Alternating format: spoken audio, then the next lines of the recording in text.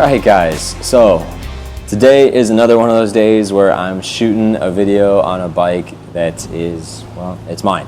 And unlike most of my bikes, which are pretty straightforward stories, saw the bike, liked the bike, bought the bike, there's a little bit more to this particular bike than even I would probably like.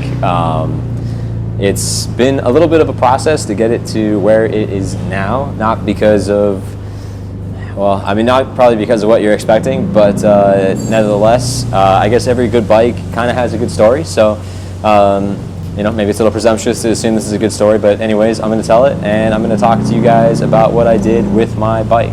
So, as you can probably tell, this is a 2021 LowRiderS. It's in Midnight Crimson, in part because I like the color, and in part because everybody's buying black all the time, so I figured I might do something a little bit different and go for the Midnight Crimson. Always been a fan of the burgundy and black combo, and I think it goes really well with the bronze wheels, so no complaint in the looks department. You know, to be honest, I didn't think I was going to buy a LowRiderS. Obviously, I already had the 18 Lowrider that was all done up and was gorgeous. Stage 4, completely blacked out, race tech suspension, had the Dyna LowRiderS bars on it, Harley quarter fairing, 2-into-1 Cobra El Diablo pipe. Bike was perfect. I had absolutely no complaints with that bike, but then Harley went and announced the Bronx, which, for those of you who aren't familiar, it was a 975 Street Fighter. I'm a huge fan of Street Fighters, and so the announcement of the Bronx basically pushed me to immediately start considering selling my lowrider. As it got closer to summertime and we were expecting the Pan America and the Bronx to be coming out shortly, I was like, okay, let me offload this before the new models come out. And then I'll, you know, if it takes a little bit of time for Harley to come out with the Bronx, I'll just start stockpiling cash, which would have gone to my monthly payment, and I'll buy the Bronx. So I had this great plan and started to go forward with it, sold the lowrider, and then Harley sort of temporarily axed the Bronx. It's kind of in this quasi-purgatory. We're not sure if it's going to come out or if something similar will come out eventually. For right now, they're just basically not talking about it. Harley said, we're going to focus on making sure the Pan America launch goes perfectly. And in fairness to Harley, I think they succeeded in that goal. The Pan America is great, and it's been selling like crazy. The reception's been amazing. We haven't seen any serious issues pop up. I mean, service bulletins for weird battery drains aside, like, the bike's been good for us. So, been selling a bunch of them, and that's awesome. But going back to the Bronx, that was always the bike I really wanted to get. I had had an SV650 that I liked. I had at the time a Gixxer 600 sport bike that, or track bike that I was using for track days, and I was like, the Bronx would be amazing. I could commute on it, I could take it to the track. It's this upright, comfortable sport bike that's gonna be amazing. Plus it's got a V-twin, which I much prefer to the sound of an inline 4. So it was kind of like the dream come true bike. You know, I wanted it. I wanted everything about it. I still want it. But Harley didn't make it. And so then I was like, okay, I guess I need to wait for the Bronx or whatever comes out. And so I bought the Softail Slim. I knew I couldn't be without a Harley for a year or however long it was going to take for Harley to come out with something. And so I bought that. I was also tempted by the idea of a Pan America. And so I was like, okay, well, I'll carry the Slim, I'll ride the Slim, I'll love the Slim. It's this gorgeous bike that I've always been drawn to, that I've always loved the look of, and it's on the new Softail chassis, so it's this amazing bike now. Not that it wasn't an amazing bike before, but for those of you who watch the channel know the kind of riding that I do, and I mean, even probably just referencing the fact that I like doing track days probably means that you know that the lean angle of the Slim on the old chassis was just never going to be enough. I was going to be dragging board everywhere, and it would have been an exercise in frustration. So I went ahead and got the new Slim, loved it. Took a trip to Utah on it. It was an amazing bike, absolutely no qualms with the Slim. But I test rode the Pan America, started really falling in love with the idea of an adventure bike, and I was like, okay, I'm gonna get the Pan America. And then we all know the story. COVID happened. COVID pushed back the Pan America even further than it had kind of already been pushed back. Supply chain issues have hit. Harley dramatically underestimated the amount of excitement and demand for the Pan America that there would be, so we're short on the bike chronically. I knew it was going to be like another year basically before I could get a bike, another Pan America, because we had like 10 pre-orders. It was crazy. I was like, okay, I guess back to the drawing board. I either wait for 2022 models to come out, because then I could probably get a Pan America by then, or maybe really late in the year I could get one. I mean, I could probably try to buy one now, but I might not be able to get employee pricing, or I might not be able to pick the color I want. We're struggling to get the one with the adaptive ride height, so you know, and I really need that because I'm a short guy. So I was like, let me get a LowRiderS. Let me just get the LowRiderS, and it's kind of the bike I've always wanted. I loved my 18 Lowrider, and this time I'm going to do it in kind of more less performance focused and more like touring, commuter, comfort focused. And then when Harley comes out with whatever they come out with, whether it's the Bronx or the 1250 Bronx or the Cafe Racer prototype that got leaked, whatever it is that's a kind of a sport bike on that new chassis, I'm gonna get that. So that kind of is the rundown to why I bought the LowRiderS. For those of you who actually care about the amount of background that I just gave, thumbs up for sticking through it, but that's kind of what brought me back to the LowRiderS. So if you were thinking, why did Nick sell the Lowrider 18 Lowrider with the 114 Milwaukee 8 Stage 4 just to get a 114 LowRiderS that makes 30 less horsepower? Now you know why or how I ended up in the way that I ended up. So unfortunately though, this bike was not as simple as just buying a LowRiderS for me. So I decided to buy it, I bought it, that all went seamless. I built a parts list, I had Keith put it together, our service manager, and he got everything squared away. I got the Softail Sport Glide bags because I knew I wanted hard bags. It's my first bike that's had hard bags. It's such a luxury to not have to wear a backpack every day when I commute to work. And quarter fairing. I loved cruise control on the Slim. It was something I didn't have on the 18 Lowrider. Every single bike going forward is going to have cruise control. It's mandatory. Other than that, I really didn't do too much. You can see handlebars. I have a LowRiderS seat that I'll get to why is not on the bike currently, but I like the stock seat. I'm not one of the stock seat Harley haters. I had the stock seat on my 18 Lowrider. I had the stock seat on my Slim. I have the stock seat on here. I guess maybe you think I'm doing it to go against the grain, but I like the stock seat. As I said, I did have a LowRiderS on here, and I will have a LowRiderS on there again, but I guess I should just get into it. I was leaving a parking lot, was going 10 miles an hour on a relatively slow road, and there was a parking lot on the right hand side of me. A guy decided he wanted to really be in that parking lot, didn't bother to check to see if I was coming on the road, and turned so late in front of me we had a head-on collision.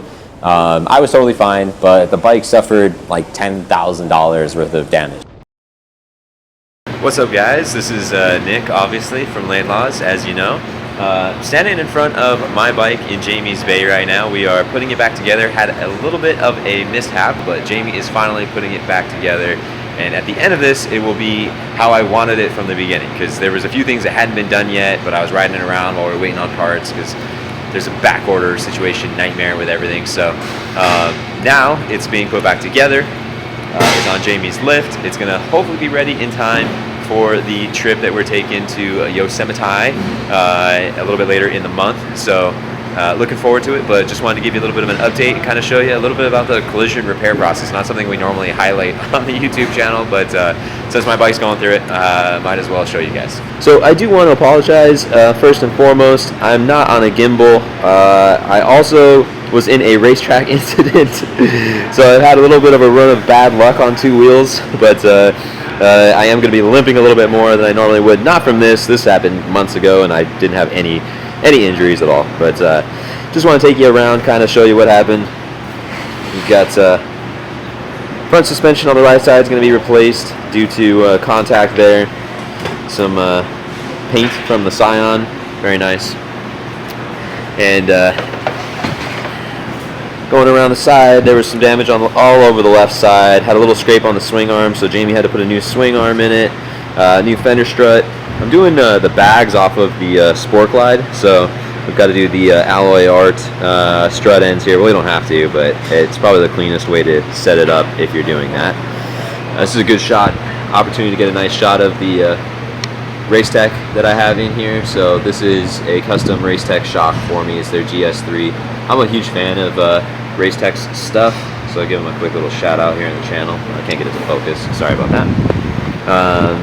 Motor is basically stock.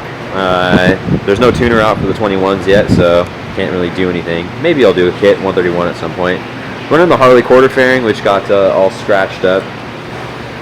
I'm running the S&S 2-in-1. It's the California legal one, which at least according to S&S is a better option for a mostly stock bike than the catless version, the race-only version, because the scavenging characteristics of the catted pipe do a little bit better. Tank had a nice sized little dent in it, so had to replace that. And got some passenger pegs. Running all of the Fat Bob pegs, front and rear. I like them.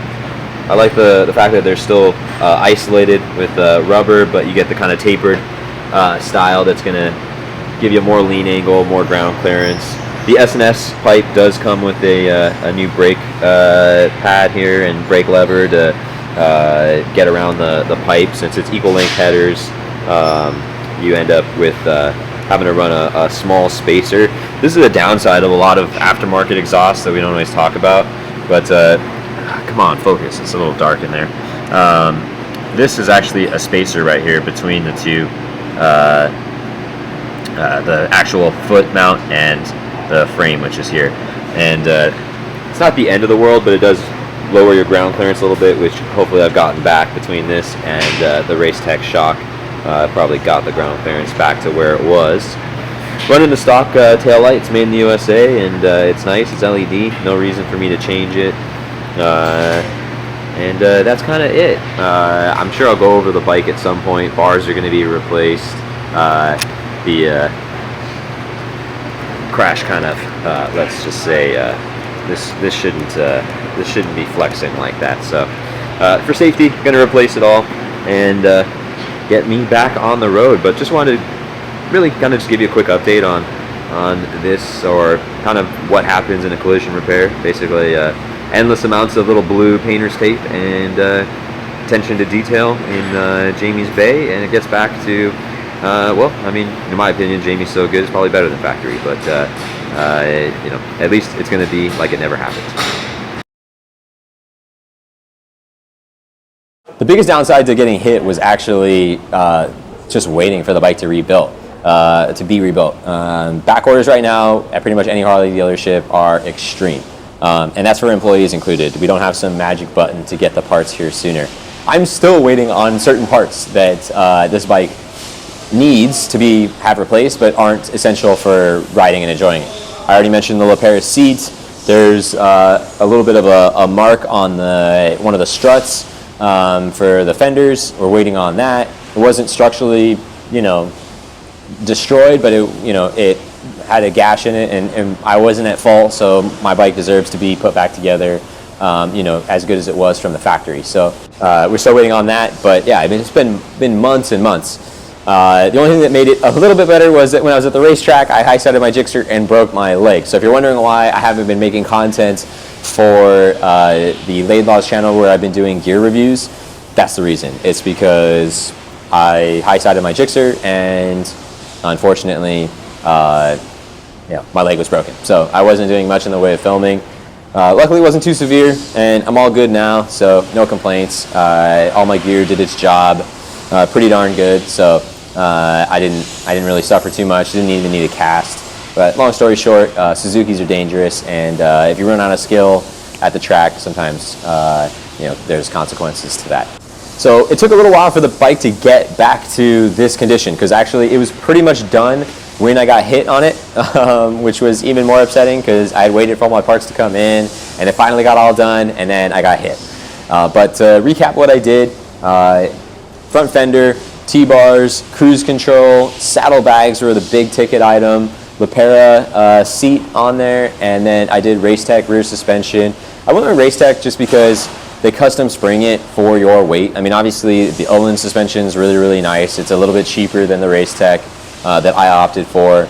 The Rust Vernomont that we've installed on a variety of these bikes is really, really nice as well. Huge fan of that suspension, but I'm 150 pounds or so, high 140s, and it's just, everything's just oversprung for me usually. You know, obviously suspension manufacturers, unless they're building you a custom shock, you know, they kind of have to say, okay, well, what's the average weight and plus or minus 20%, you know, what can we do with the preload of the spring? And then they kind of ship it. And then sometimes they'll have a heavier spring option for guys that are bigger or do a lot of 2-up riding, but they don't always have the much lighter spring rate option that I usually like to have. So I'm not running, you know, the shock with 0 preload on it like I often have to do with the stock suspension. So did the Race Tech.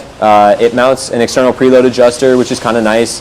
It's kind of a racy look. I'm not sure how big a fan I am of the preload adjuster and the remote reservoir being bolted to the outer primary the way that it is. It's kind of cool, but you know, it is what it is. I didn't realize that's how the suspension mounted when I ordered it, and I love Race Tech's performance so much that it doesn't really bug me visually, and it's kind of grown on me. It's got a little bit of a racy vibe to it, so you know, it's kind of cool.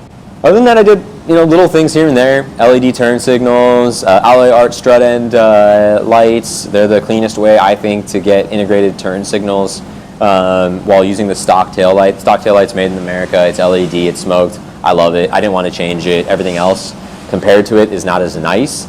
I mean, there's stuff that looks cool and clean that's a little more low profile, but like in terms of actual fit and finish, build quality, obviously the made in America factory stuff is going to exceed pretty much everything else. So it was important to me to keep that. So I went with the alloy art strut end lights, and obviously I have the quick detach saddlebags off the Sport Glide that I had color matched in crimson.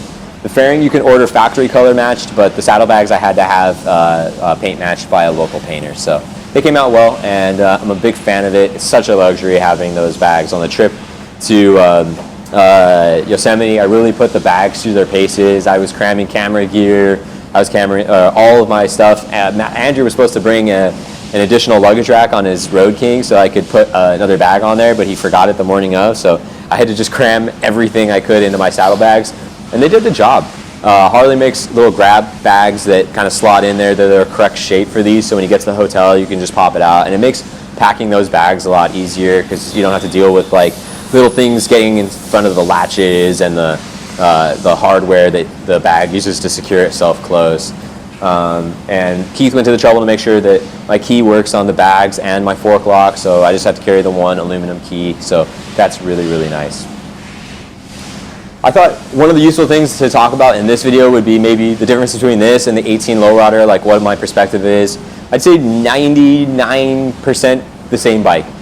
That 1% difference would be power output. The power output of the Stage 4 motor is just dramatically higher than the power output of the stock 114. So my old one dynoed at I think 119 if I remember, or 117 at the rear wheel, almost 120.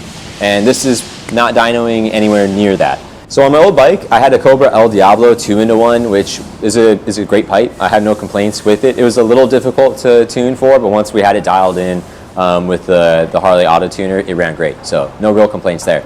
But I will say that with pretty much any catless exhaust, because I've now had a variety of exhausts on these bikes, the catless exhausts, you just lose bottom end and mid-range. This bike, I feel like up until about 4,000 RPM, and this is I think reflective on the dyno, would seriously pull my old Lowrider.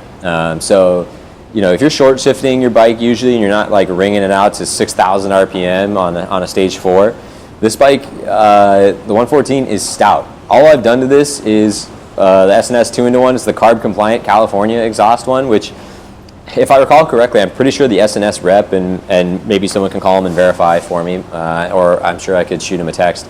He basically said, look, if you're running a mostly stock Milwaukee 8 or you're going to keep to the Screaming Eagle parts that are all carb compliant, the bike's really designed, and those components are really designed with the scavenging characteristics of a catted pipe. And so when you go to a catless 2-in-1, you're just going to lose some mid-range compared to this pipe. And you know, it's not a trade-off I'm willing to make anymore. I had the same pipe on my Slim. I love it on the Lowrider S even more. It comes in stainless now, so I have absolutely no qualms about it because you can get it chrome, black, or stainless. It's a mid-length pipe that gives really good mid-range power, and it pulls. Like, it pulls surprisingly hard. We were in Mexico for sure at this point, and Andrew and I did a little highway pull, and he was on a Stage 4 Road King 114, and obviously that's a heavier bike, but it also has one less counterbalancer than this one does, since this is a Softail with the twin counterbalance motor, so a little more parasitic loss from extra rotational mass in the motor. And honestly, until he got to about 5,000 RPM, it was neck and neck, and he was not pulling me. And that bike should dyno with like 30 more horsepower. We're talking like 20, 30% more power than this bike. So I was seriously impressed. I think with just a stage 2, I would have pulled him. So that pipe is seriously no joke. So for those of you, unless you really want a lot more sound than you're going to get out of a catted pipe, you can take the dB killer out of this. I don't know if SNS really wants you to, but you can. And then you've got the high flow cat, but without the dB killer, and it sounds good on throttle. Pulls extremely hard. The fit and finish is really nice. It's an SNS pipe, so what would you expect? Anything other than premium quality from them? It's expensive. I will say that it's more expensive than a normal 2-in-1, but boy, I'm a huge fan, and I would bet that with the tune intake and this exhaust, if that's all you were doing, that you'd be hard pressed to find a pipe that outperformed this pipe throughout the mid range. That's just how my butt dyno feels on the bike, but I could eat my words. You never know. But I'm a huge believer in this pipe. So huge fan, and big props to SNS for it. Obviously, one of the big differences between this and the stock LowRider 18 that I had is the front suspension. So you get the inverted front forks. To be honest with you, it's a marginal difference. It's mostly aesthetic. The inverted forks definitely look cooler. Dual disc brakes, I think the master cylinder on this bike makes a much bigger difference than the dual disc brakes. I like the feel of the brakes a lot better. Actual stopping power is probably identical because the tires are the same. But I think the initial bite of the dual disc setup, which usually comes down to actually the master cylinder, is better. So I think a master cylinder upgrade on the solo disc bikes would put this bike to shame. One of the biggest upgrades I made to my track bike was just upgrading the master cylinder. Bike went from having squishy brakes that would fade on lap 3 to being like just this bike that you could just stop you into any corner you wanted, even on lap 10. So it was a really, really big upgrade, and it really opened my eyes to the fact that like the calipers saying Brembo doesn't actually mean that much. The master cylinder is something that actually most of us should pay a lot more attention to, and it's actually a cool thing about the Pan America is it comes with a radial mounted Brembo master cylinder, so super cool. One big thing that I did on this bike that I didn't do on the last one was LED turn signals. Harley came out with their own insert plug and play LED turn signals. They replaced the old lens cap, so you don't have to buy smoked ones, which is really cool. They've got a white LED ring that is the perfect temperature match, not something that most people might care about, but you've got the new Daymaker LED with the ring on the projector Daymakers, and these white rings are the exact same Kelvin, it looks like, or close enough where I can't distinguish it, whereas a lot of the aftermarket LEDs are either too cool or a little too warm. Most of the time they're too cool, so they're very, very blue turn signals, which on their own look cool, but I think when put right next to the LED lights of a Road Glide or Softail or any of the Daymakers, it looks cheap to me because the lights don't match. They're not the same color temperature, which the factory would never do. Thanks again for watching. Please do subscribe, check us out on Instagram, and stay excited for the next video.